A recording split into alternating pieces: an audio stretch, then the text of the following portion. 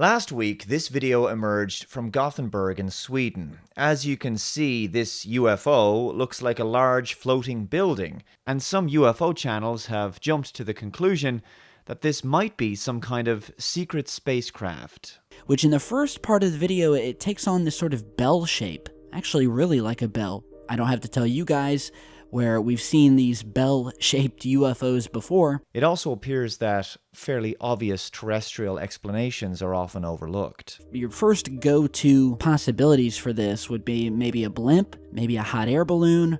Well, I don't see a basket hanging from it at all. I've never seen a blimp shaped like this. From what I could find, I can't find any blimps or hanging objects over this specific area of Sweden. Well, no disrespect, but that seems rather odd to me because all I had to do was go to Google and type in 3 words: Sweden, UFO, and sky. Literally the first search result brought back was an article from the sun.co.uk discussing this strange object, and scrolling down in the article reveals precisely what it is. As you can see, it is in fact a balloon. It's a giant promotional advertisement for the Logistics and Transport Trade Fair in Gothenburg. It's designed to look like a forklift and is used by the German company Jungheinrich. The balloon has been flying over the city at the annual event since 2015, so that took me less than a minute to identify the object. I know it's kind of hard to make out any significant detail because of the fog, but here's the balloon's basket. And as you can see, even from a distance, it's possible to make out the balloon's forklift shape when in profile. The reason it appears to change shape is because it rotates slightly. The trade fair event concluded in Gothenburg on November 7th, the day after this footage was first uploaded to YouTube. The only reason the footage looks so interesting initially is because it was filmed at a great distance and it looks like a fairly overcast day. I'm actually fascinated by the UFO phenomenon, and not because I believe we're actually being visited by aliens or that the government is making use of top secret reverse engineered alien technology. No, I'm fascinated by the phenomenon because to my lights it's become less a skeptical and scientific quest for truth and more about confirmation bias in a kind of religious belief system. The very term UFO should simply mean unidentified flying object, a visual anomaly that hasn't yet been accurately catalogued. But instead, it's a term that's been misused and conflated with alien spacecraft. Despite the numerous times that UFO footage has been debunked, believers jump from one video to the next, looking for the next compelling piece of evidence that will validate their belief system. Before you formulate your belief system, you may want to first verify the authenticity of the evidence you're using to support it. I am completely open to the possibility that alien beings have or currently are visiting Earth, but so far, I have seen zero evidence that motivates me to actually believe that that is true. Over the years, the UFO craze has been bolstered by appeals to authority, with former airline and military pilots going public with their testimonies, claiming that throughout their careers they witnessed unusual objects in flight that they couldn't explain. A recent example of this would be the now famous footage published by the To the Stars Academy of Arts and Science, which depicted something rather blurry in infrared, which may very well have been the heat signature exhaust from another aircraft. This is always the issue for me. The photographs and videos were expected to take on face value as evidence, while they're always far away from the camera. No one ever really has a clear shot. There could be somebody much closer with a camera, but instead, everyone who observed and recorded a UFO sighting, well, they always seem to be a significant distance away. It's almost like obscure objects can be misidentified or confused with being something more mysterious than they actually are. Here's renowned UFOologist Stephen Greer in Vero Beach, Florida, and he's welcoming some UFOs in a rather spiritual manner. Oh my goodness. Okay, let's welcome them here. Oh, they're so beautiful. They were waiting for us to arrive. So connect to them in your consciousness and invite them here. These are the golden ones I talked about. See how gold? Yeah. Because the horizon is only 7 to 10 miles depending on the conditions. So it's probably a couple miles. Yeah, that's the problem, isn't it, Stephen? You're probably a couple of miles away from these lights in the sky that could be something much more mundane. And there probably are people who are much closer to that location on the horizon, but the only people who believed that this sighting was aliens were the people who were several miles away from the supposed spacecrafts.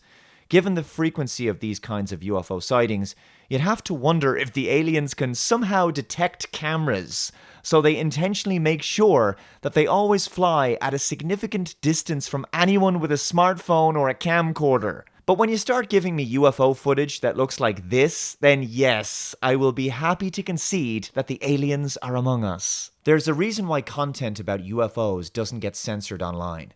Apparently there's a massive government cover-up, all manner of disinformation campaigns and plausible deniability going on. But isn't it strange how there's no activist groups, NGOs, political parties, or corporations outright pushing the likes of YouTube, Facebook, and others to censor this kind of material? There's plenty of serious hot-button political issues that genuinely will get you censored if you talk about them from a particular perspective. We observe this every day. I've covered this extensively. But there's a reason why governments and their corporate partners don't try to push the UFO truth community underground or to try to silence disclosure artists. This is because corporations and governments have nothing to lose, because they have nothing invested in it, because there's nothing to invest in.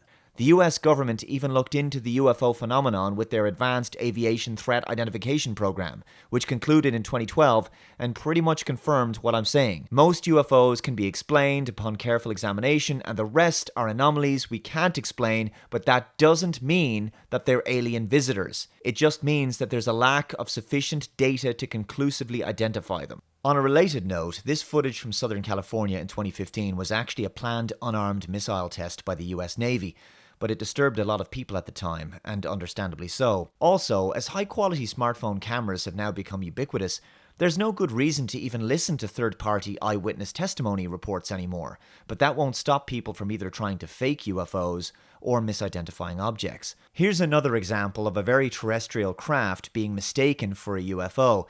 This story was covered by the New York Post. This took place in North Carolina. If the person who filmed this would stop shaking their camera so much, it would be obvious that this is in fact a Goodyear blimp.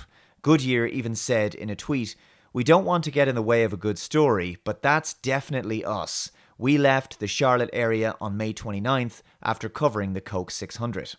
Some clickbait next from the Daily Mail. This shocking UFO moment spotted above High Wycombe RAF base. Again, it's really far away and not all that clear, so I guess it must be aliens, right? It's definitely aliens.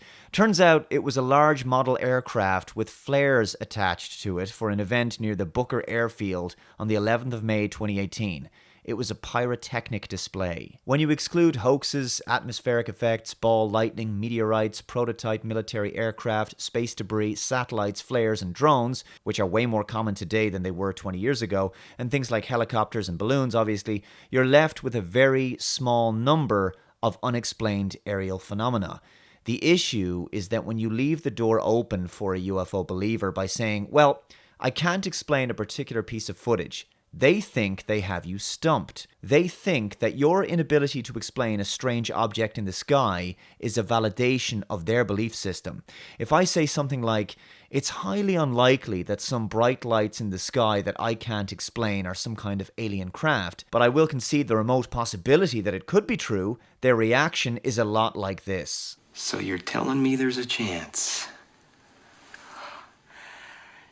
Yeah! The term believer should tell you everything you need to know about the UFO craze. It's like the X-Files line. People want to believe. Scientists do not approach the scientific method from a position of wanting to believe anything when they conduct their experiments. At least they're not supposed to. They're supposed to be objective. Otherwise, they're doing nothing more than seeking a confirmation bias. And that happens sometimes. There are bad scientists who have been called out by other members of the scientific community for doing just that. But no matter how much you successfully debunk the various videos and images that have been presented as UFO evidence over the years, the believer's faith remains unchanged. And on that subject, I will conclude this video with a segment from another one of my videos. Thanks very much for watching, and I'll see you next time. If you hold a belief and I ask you, where does that belief come from? Why do you believe that? And you give me 4 legs of the table that support your table. One by one, I talk you through your supporting positions and prove to you with evidence that they're all nonsense. Which is to say, your table is built upon false information. There's nothing left to support the table. If it's still standing in your mind after I've taken away each leg of the table, then realistically, if you're being honest, your belief was never truly being upheld by those false foundations. The table was being upheld by emotion or cognitive bias.